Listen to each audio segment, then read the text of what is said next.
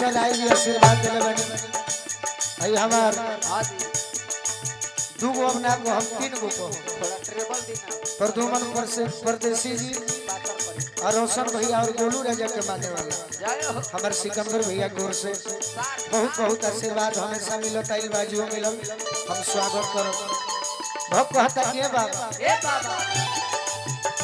सहारा पतिया के जन्नत करुए के ना धावल गिर लेके आइलो जैसे के ना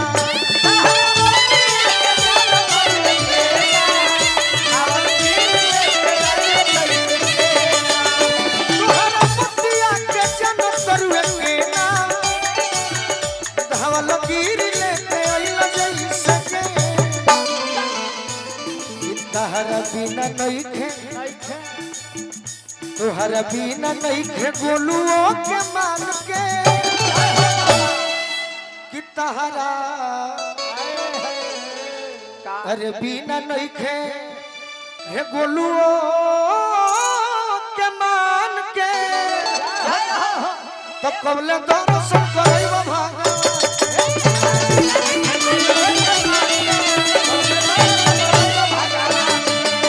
सदा सहब करुणा निधान कहिया दर्शन करैबो भागा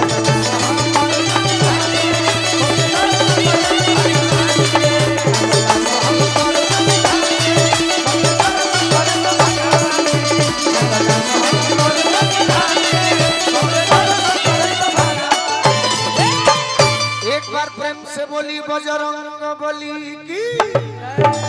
आई बड़े भाई मुकेश राय जी आर्यन टेंट हाउस उदय कुमार यादव जी।